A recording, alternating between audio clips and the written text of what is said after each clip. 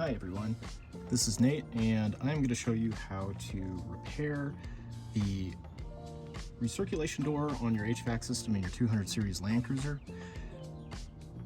Why has this become a problem? Prior to 2016, the cabin air filter in the trucks did not have any warning labels on the door, and so pretty frequently dealerships, maintenance technicians, individual owners would try to change out their cabin filter, and in the process would force the recirculation door open by hand instead of using the fresh air button or the recirculation button on the dash to open the door. And as part of that, it would basically crack a little plastic piece on the door itself, and it would stop functioning or stop functioning correctly. The motor still works, the actuator arm's still good, but it's the door itself. Toyota has no fix for this, and so I've come up with a fix to do this with no glue. It's a permanent fix and can be installed in under an hour if you know what you're doing. So a brief overview of how we're going to actually approach this. We are going to first have to remove the glove box, and once we remove the glove box, then we're going to replace the actuator arm with a new piece that I was able to design, and so far has been tested through hot summer months, cold winter months, and is confirmed to fit the 2013 to 2015 model range of the Land Cruisers. I'm still working to get with a Land Cruiser owner from the 2008 to 2011 range for the US market, as that has a different part number for the blower motor housing. And just to confirm, all the part fitments are the same, and this will be a good solution for that vehicle as well. So to start, we'll start by removing our door sill trim, of course our floor mat here, and then we will remove our knee pad here on the dash, followed by our knee airbag system. We will not be disconnecting it, so we will need to be gentle with the wiring. And then lastly, we will remove the actual glove box itself out of the vehicle, and that will allow us to gain access to the blower motor unit.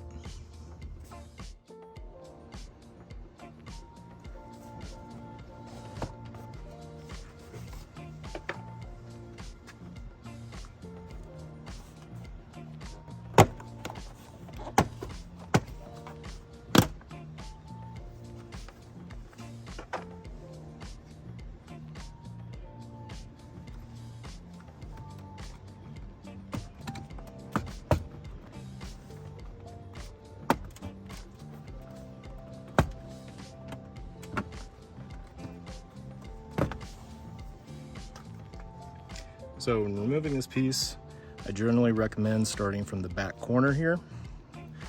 So you can see all the tabs on this knee pad here. So when removing, reach back, pull out from the bottom, and then work your fingers around the front edge and slowly up, and it'll come out. The first couple times, or the first time you take it out, it may be a little tight, but just take note of where all the tab locations are so you can get a good feel for where you need to pull and where that resistance is. Of course, I recommend doing this on a warmer day, avoid any brittle plastics, so you don't end up breaking anything.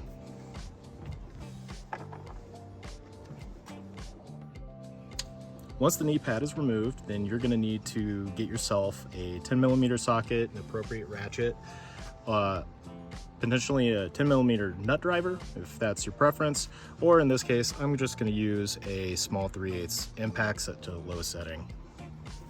And this is what we're going to use to remove the airbag here below the glove box. There are going to be 4 10mm bolts that we need to remove, 2 on each side. You can see 2 here in the camera, and then there are 2 more tucked underneath on the left side back here that are just out of view of the camera.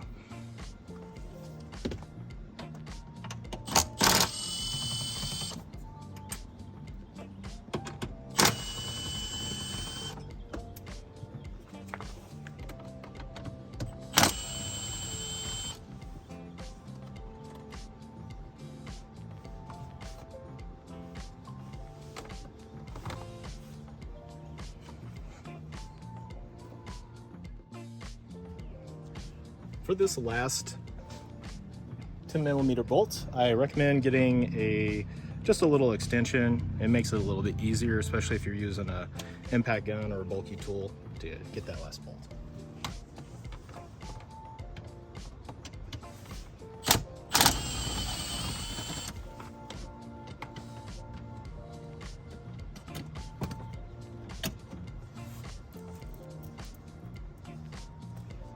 Once you get all the bolts removed, set them somewhere safe.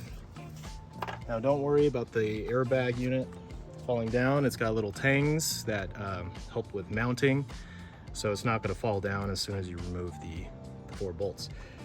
I forgot to mention that we need to remove the under trim here, and there are just 2 little tabs that you can push.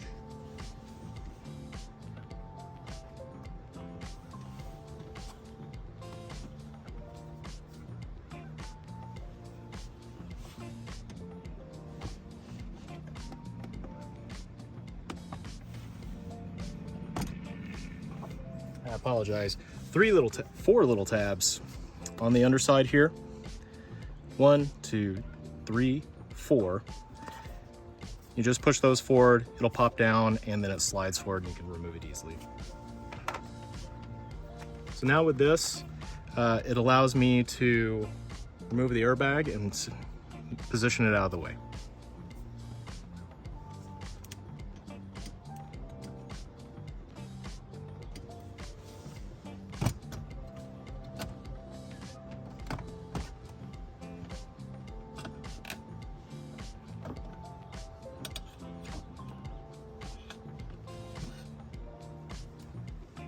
I suggest positioning it similar to what I have here. I've left the trim piece and the footwell here, this kick trim piece, and I'm actually using that to help prop it up. The cable for the airbag unit is on the right side of the unit, and so we don't want to strain the cable for that.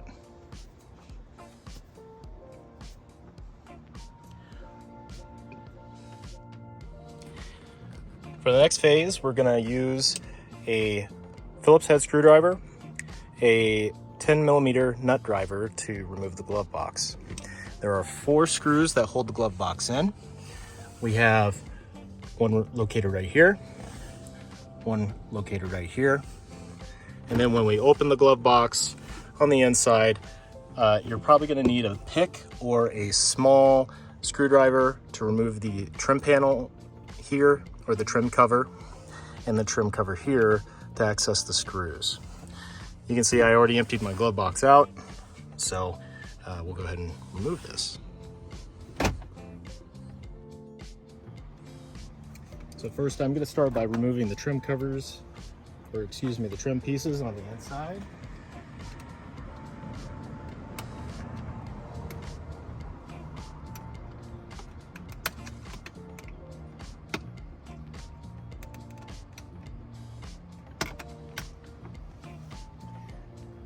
These don't require a lot of force to remove. They just have 2 clips on the side, so if you can get a pick on the top of it, and you can just kind of pop it out like so.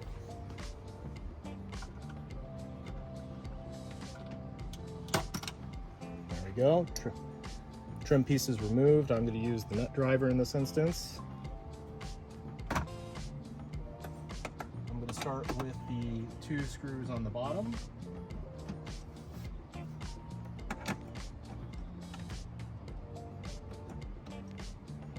Set those out of the way. Then I'm going to remove the 2 screws on the top.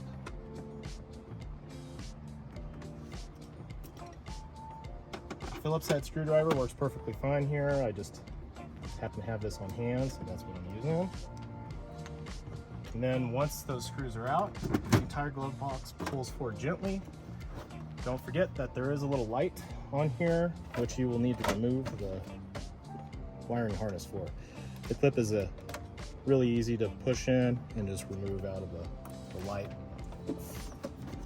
unit there.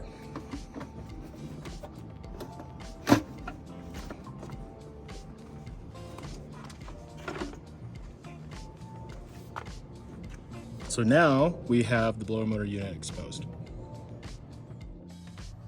So now with the glove box removed, we have easy access to install or repair. You can see the part of the kit shining through the little orange arm there. And this is a completely mechanical fix, so this should be considered permanent. No need for worrying about glue coming apart or failing in the future. And so I'll show you, we're gonna cycle the door here from recirculation to fresh. And back.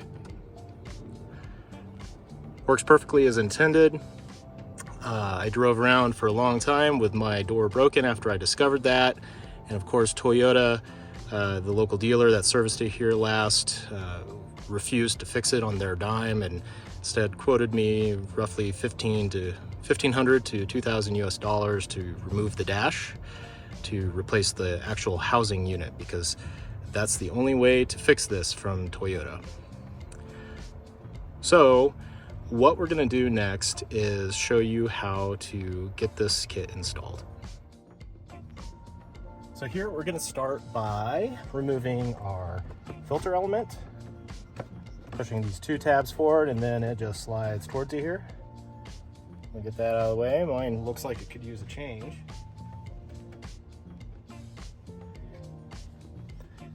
Now we're gonna take our nut driver, and here, this module, if you keep the truck off, you can unplug this without worrying about disconnecting the battery. The one I'm touching right here in the video is for your automatic rain sensing wipers. So fun fact, if you actually leave this disconnected, it just reverts your wiper system into a manual blade system. And so you regain the old school intermittent wiper setting on your turn stalks there.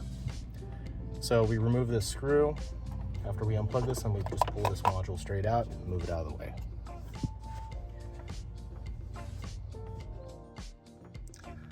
And so now is what could be considered a tricky part for some people. You can see the orange arm in there now. So the fix that we have replaces the full arm from Toyota, and it retains the factory profile and works so far very well with the 2013-2015 range, and I've not experienced any issues, nor has my fellow mud member that has been helping me test that out. Shout out the Linux God for assisting me with making sure this thing works.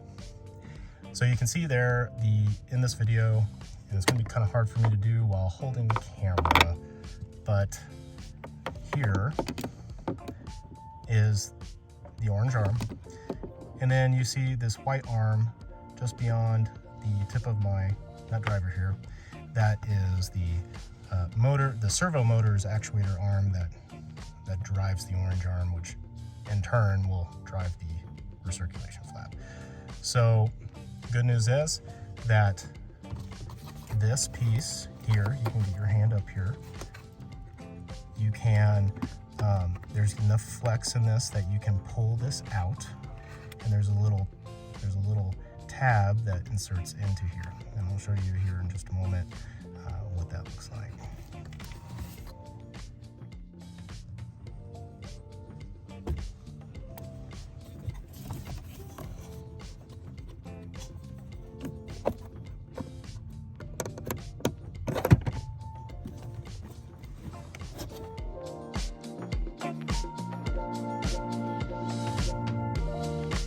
So now that we've got the servo motor arm disconnected from what I'm calling the orange actuator arm,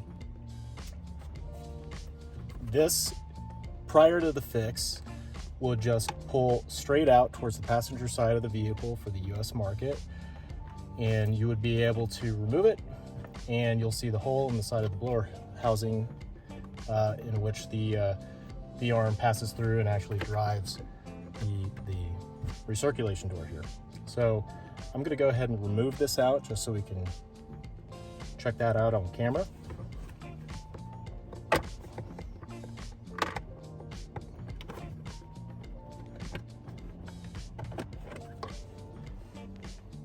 And so, of course, this is an early prototype, so get it on camera there. This is an early prototype. The new ones look a little bit different, and but still have the same functionality. And so it just pulls straight out, and then you can get in there and take a look inside, and you'll see likely the broken part of your door, which is just at the base over here on the passenger side of this recirculation door where it cracks easily. And so that's why on the newer trucks there's a warning label on there advising people not to force that open, because that's the process that breaks it. So now what? You've got the actuator arm, the original actuator arm for the truck removed, which of course is going to look white in this similar ABS type plastic here, and we need to get the new one in. So here we have the new one, and so this piece is going to go in, but this is the second piece that we're going to put in. First, we're going to hold this little additional actuator arm, and how this is going to work is I'm going to hold this by hand inside the recirculation door, and there's some plastic webbing on the top of the recirculation door here. Let's see if I can point to it with this. That will slide into this little groove.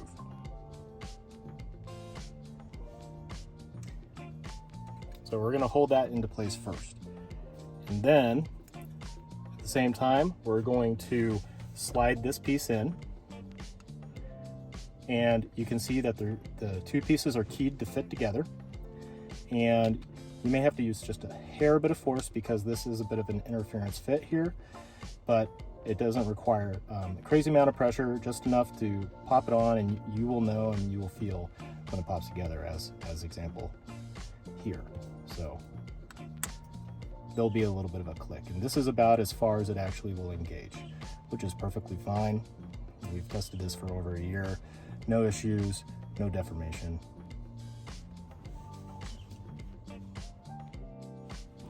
Right, we're gonna go ahead and put this in right here. We're gonna slip it onto the little webbing and try to look leaning, and I'm leaning my left shoulder against the seat here, to try to peer inside and see where the hole in the side of the motor housing is. I am now taking the actuator arm and putting it through the hole on the outside, and so I can now see where it's popped through, and trying to get the keyways lined up in the two orange parts can be a little bit tricky. Be patient with it and just push it in until you've got, basically it won't go any further. You'll see that it'll push as far on as it can, and there you are. And so once you got it together, now we're gonna put the arm that's on the servo motor together with the orange actuator arm on the side of the motor housing here. And so you have to change your body position a little bit to get your joints to line up. And what I do is I have the orange arm resting against the tab on that servo arm, and I just have to bend that servo arm tab back far enough to where they will click together, and done deal. So now let's double check it works. So power on. Need my keys. And let's test. Voila. Works perfectly fine. So there we go.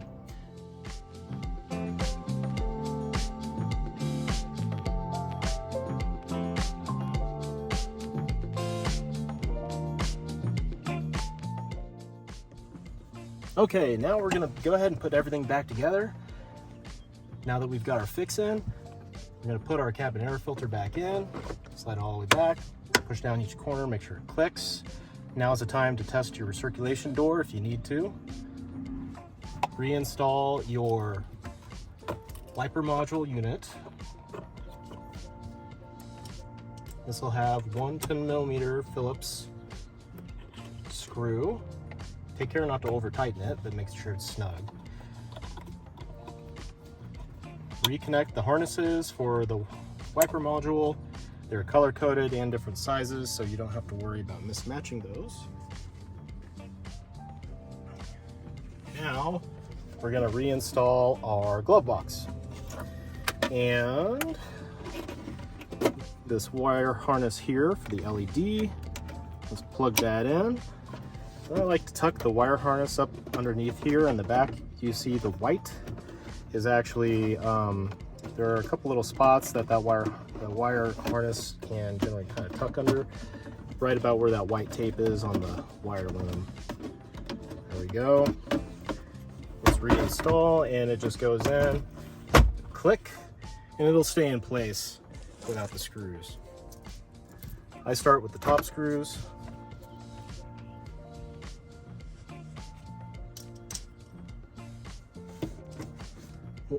Get this one in.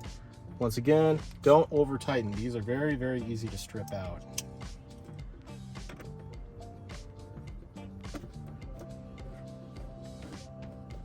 You might hold it up there with your hand as you tighten it, just to avoid that over tightening and stripping out of the dash. Close this. Go ahead and install your 2 bottom screws. Snug those up. These are not as easy to strip, but just still take care. And so now we're going to reinstall the airbag. Okay, let's see. We're going to go ahead.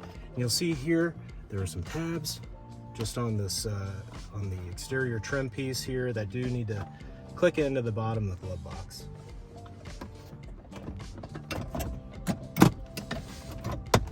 And that will help hold it in place.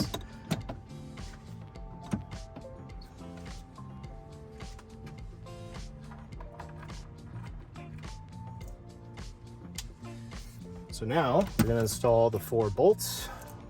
Hopefully you can see those. And if you're using a tool, just take care not to strip these out. Make sure you're on a low power setting if you're using, a drill or a impact like I am. I like to just gently pre-thread. Make sure you get all of them in. Everything's lined up nicely. And then this guy. You like looking at the back of my head. There we go. This one is, I think, all the way seated. Yeah, there we go. So now we can go ahead and tighten it up. I like to start with this one up here. It's a little tricky to see. Where are you? There we go.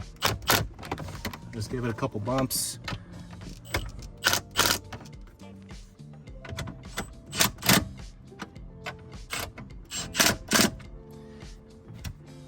If you're doing this by hand, just make sure these are snug.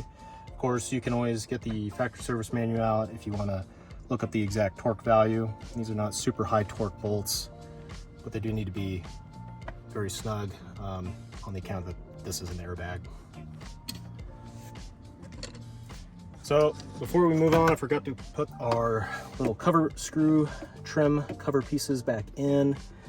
And I want to say they go in like, turn that around like this. So this is the position it needs to be in. Right here, this kind of the little side of that trim piece is the one that goes towards the top. It needs to just push in.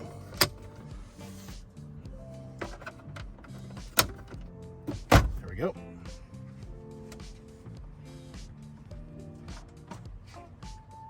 Next, we install our, I guess, I don't know, kick cover or footwell cover here. And that just slides in. There's a couple pretty clear holes in the back that the back tabs slide into, and then that just pushes straight up. into these 4 tabs there. So there we go.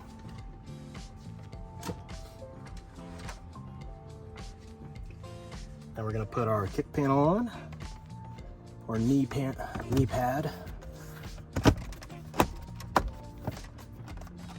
Make sure you got all those tabs firmly in. Let's move the camera here a little bit. And then lastly, we'll put our sill cover here, and it starts with, we want to push the tabs into these 2 parts first, and then push down starting from the front, working towards the back. And it's also a good opportunity to clean out here, and vacuum out underneath if you haven't.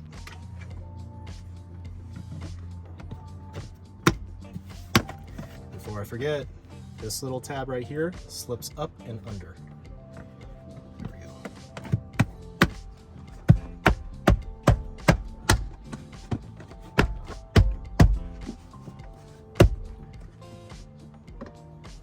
The last thing I like to do is make sure that your door trim here, you see it will get pinched by the plastic trim. You can either use a pick, be very cautious not to rip the seal if you're using a sharp pick. I tend to like to use the back side, and I just run it around like so to help get that rubber seal back where it needs to be.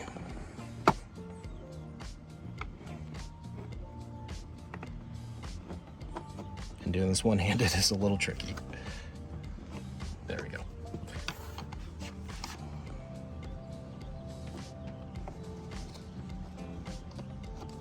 All done. Lastly, put your floor mat back in. So reverse assembly is about, call it 7 minutes if you're moving quick, less than 10 minutes. Or if you want to take your time, just give yourself a half hour. So thank you all.